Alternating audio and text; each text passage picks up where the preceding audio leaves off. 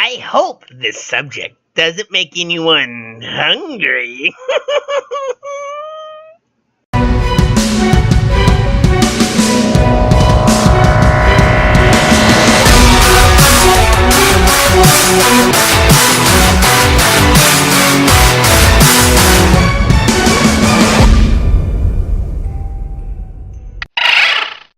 Hey there, ghosts and ghouls! Warlock Boo here, and today on Lore Dive, we're jumping into the lore pool and talking about Elias.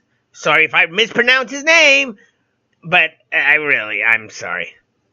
And what he really is. And well, let's just say he's not what you think. He's not some kind, nice monster. And after this, well, you may really think he deserves to be what he is. So, what is Elias really? Well, he is, how should I put this? A freaking disturbing freak of nature who deserves nothing but pure misery if he did what he had to have done to become what he is. Sorry, but it's that bad. He is a Wendigo. So, what is a Wendigo?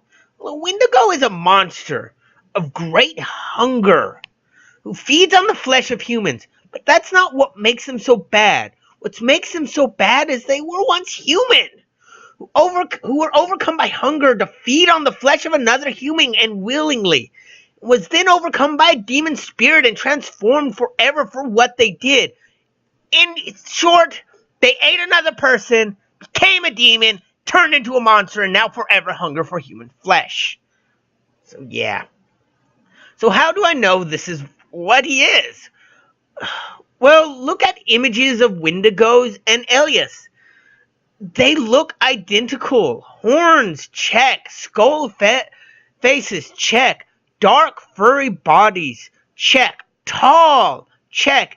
And powers are all the same. Can turn into people they have seen and copy their voices, check, check. Changes into animals, but don't ever look quite right, check. Animals and other spirits fear them and hate them, check. The show just shows that he is. I mean, look at this clip. You can't deny me. It sounds like he's a Wendigo. どうかしたか。リンデル。僕はきっと人間を食べたことがあるんだと思う。But you want to know more on what a Wendigo is, right? Well, they're a Native American spirit from the... I'm sorry if I butcher this. The Algonquin, Ojibwe, Cree, Naskapi, and Innu people. So yes, they're from North America and parts of Canada, and believe that these beasts roam the woods. But is it myth? Is it just myth? A lot of people say yes. They were created to just spread the fear of cannibalism in long winters, where they didn't have a lot of food and supplies, so people wouldn't eat their neighbors, because apparently that's a thing people do. But no, there's also lots of information about them out there, a lot. They are described as tall creatures with thin skeletal horns and head and reek of death. They can shapeshift and mimic voices, but only the ones they heard of their last victim's words. They represent greed, gluttony, and death in an impure way. So it explains why the fairies don't like Elias. He isn't clean or pure. He is something ugly and hideous. But I have to ask, why is he like this? Who did he eat, and why does he not know or remember? How had he become like this? What he is, why does no one tell him? And is he slowly becoming it again? We've seen his hunger taking control. And why is it acting up? But before I go, I know you all want a story about a Wendigo, just like my last one. So here's one I found. It wasn't written real well.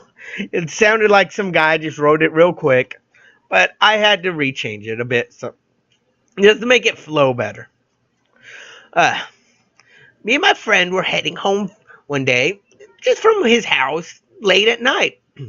Now, to get to my house from his, we have to follow a trail that passes through some denser forest.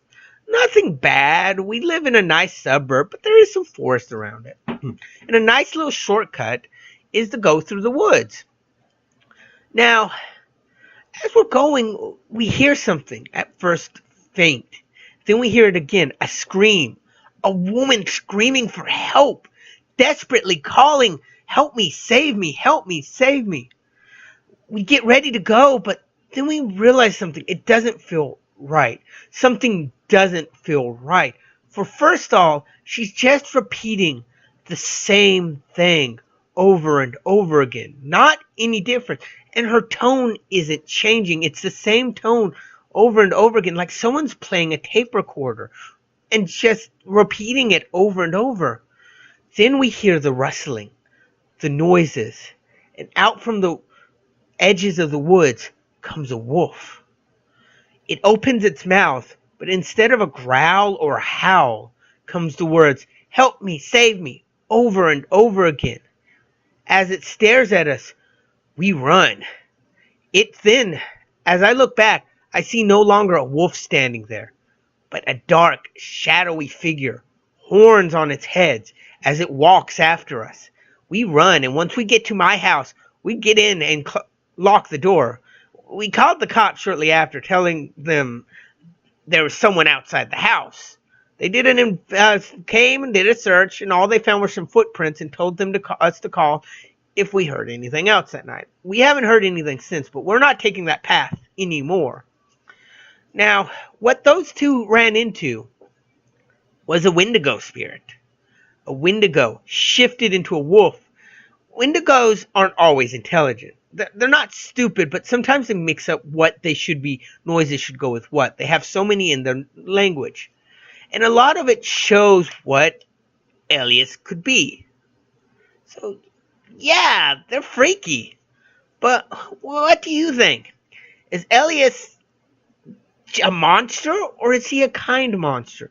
What do you think? Did this change how you see him? Did this change how you look at him? Just another side note, he kind of reminds me of Data from Star Trek The Next Generation personality-wise. Don't ask me why, but he does. It's just something I wanted to throw out there. But tell me down below, and don't forget to hit the subscribe button. I try to do these videos once a month. They take a little more editing than my normal videos.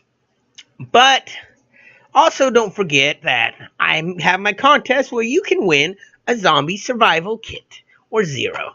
And if you comment down below and subscribe to me, you enter in for a chance to win this nice little kit. And I will be announcing the winner Sunday. And but until then, this has been Warlock Boo, hoping to be spooking y'all later. Bye.